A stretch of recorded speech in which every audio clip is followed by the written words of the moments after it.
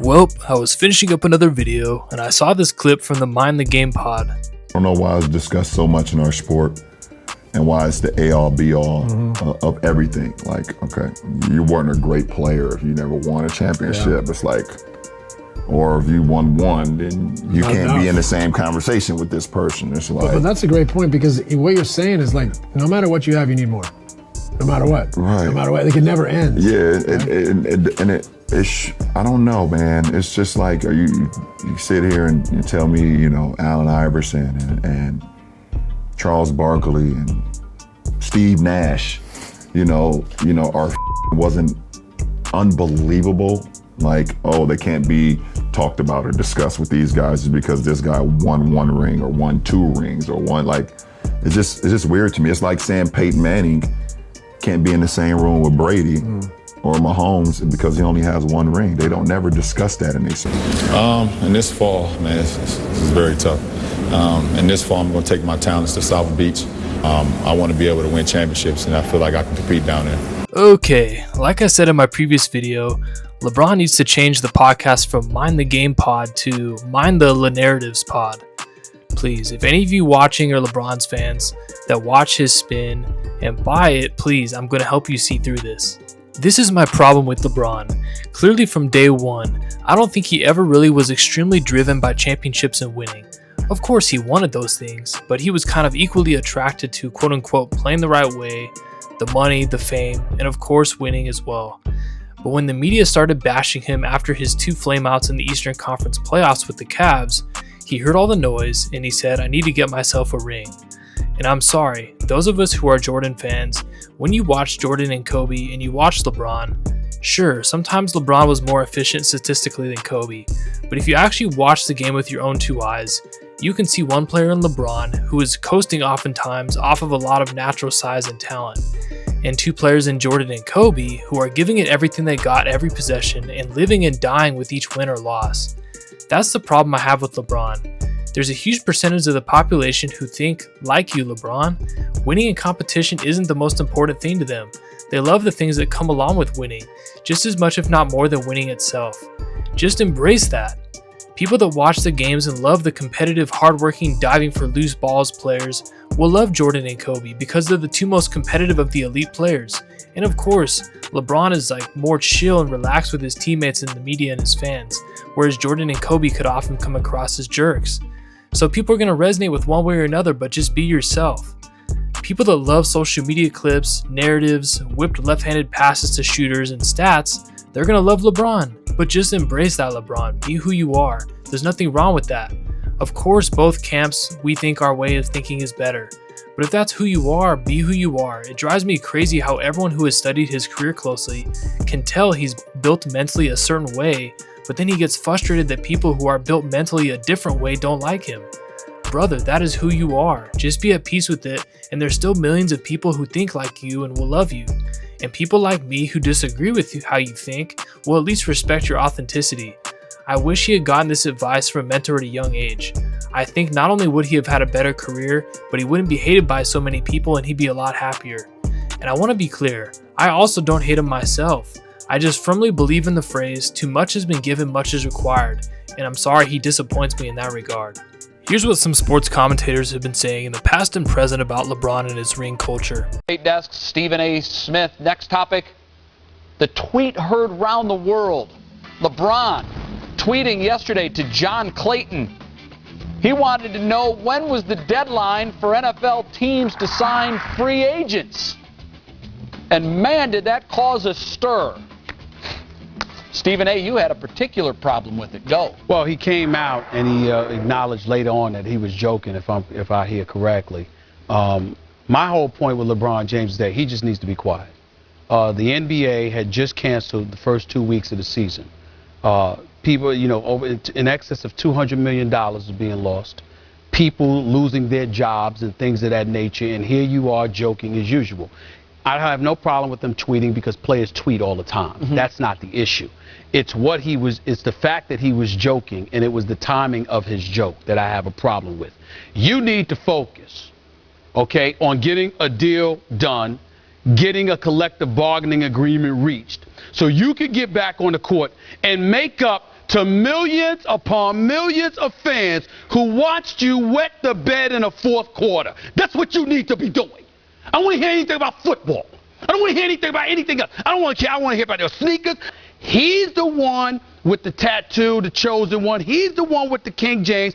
But his game has come up short time and time again. And the one other thing that I want to say, Skip, before I leave this to you, and I'm dead serious about this. There's something about LeBron James that's really starting to alarm me. You got titles, King James, chosen one.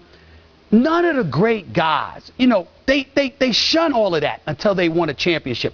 It's like he wants to be crowned with no rings. You don't get to do that. Skip's been saying you that got to for get years. it done. And I've been holding off on it because I disagreed with Skip totally.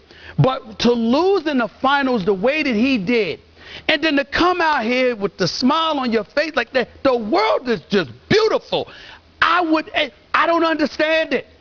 Champions don't do that. They just don't. That's what I wanted to say. Sounds familiar. I never dreamed that I would see LeBron James not show up in the fourth quarter the way he did for 4 straight games in the NBA Finals. But then to come out and to say what he said in the aftermath of that press conference, people are just going to go back to their regular old lives. And to walk around all summer long, city to city, state to state, wherever he is, big fat smile on his face like, it's no big deal that we lost and I embarrassed myself in the NBA Finals. It's no big deal. I can't take it no more. Enough. I'm sure. Does it bother you that so many people are happy to see you fail? Absolutely not. Because at the end of the day, all the people that was rooting on me to fail, at the end of the day, they got to wake up tomorrow and have the same life that they had before they woke up today. You know, they got the same personal problems that they had today. You know, and I'm going to continue to live the way I want to live and continue to do the things that I want to do with me and my family and be happy with that. So, you know, they can get a few days or a few months or whatever the case may be on being happy about not only myself, but the Miami Heat not accomplishing their goal. But, you know, they got to get back to the real world at some point. I'm not a guy that you should ask that because I don't feel a way about anybody that don't want to strive to be as close to perfect as possible. And it's just basketball. At the end of the day, it's just basketball.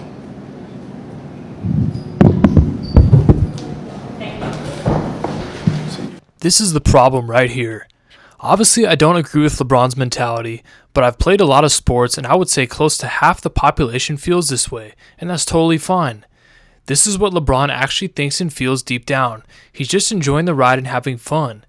But heavy criticism like this from Stephen A. Smith and others at the time started percolating in his mind, and he started pretending to be someone he clearly isn't. There's still millions of people who do feel it's just basketball.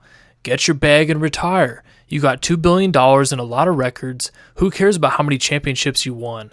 Just embrace that and be your authentic self. But he felt he has to create narratives being somebody he's not. And several other commentators who often defend LeBron are noticing that LeBron has contributed to this. He's contributed to this by himself comparing himself to Jordan. He's contributed to this by getting up there with the Heat and saying not 5, not 6, not 7. Even if that was just a one moment slip, that was a maybe a lack of awareness, that's the way he approached it. And that he has gone from team to team sort of seeking championships. If it didn't mean much or should it mean much, well then, why were you so relieved to finally have one? Why did you depart Cleveland to go to Miami and join forces with Chris Bosh and Dwayne Wade to get one? Why did you depart from there to go back to Cleveland? Because LeBron only went back to Cleveland for one reason: to resurrect his reputation and his stature, because it wasn't that he departed from Cleveland, it's that he didn't deliver the chip when he departed. LeBron James was talking about how we're infatuated with winning championships. I don't know what, because there's always a message, with whatever he's saying. There's always something behind what he's saying. Is LeBron saying, just because I don't have 6 titles, doesn't mean I can't be the GOAT? Now, once again, I'm going to read into this a little bit more, because I don't think LeBron is just sticking up for everybody on winning championships or not winning championships. It feels like he might say, hey, I got all the stats. I've got everything, and I've got 4 titles. I don't have 6, but I've got 4. Why can't I be the greatest of all time? Whether he is saying this or not, that's the first thing I thought of is, what is the ulterior motive of saying this? I got to call LeBron out for something. Nobody says Charles Barkley's not amazing. Nobody says Allen Iverson's not amazing. Nobody says Dan Marino's not amazing. But Barkley isn't MJ, and Marino's not Brady. And the reason is the trophies. And LeBron knows that. LeBron has no chance to win a trophy with the current Laker roster, so now they don't matter. He spent his entire career pursuing titles. You think he went to Miami to lay on the beach? He didn't go west. He stayed in the weak east to keep getting to finals. LeBron pursued finals, and Michael 6 for 6 for years. So LeBron's saying the rings are overrated. No, they're not. And nobody's saying you have to have them to be great. To be the all-time great, you gotta have them. So LeBron, once again, you deny it, but I know you watch a lot of social media and quote-unquote anti-LeBron content.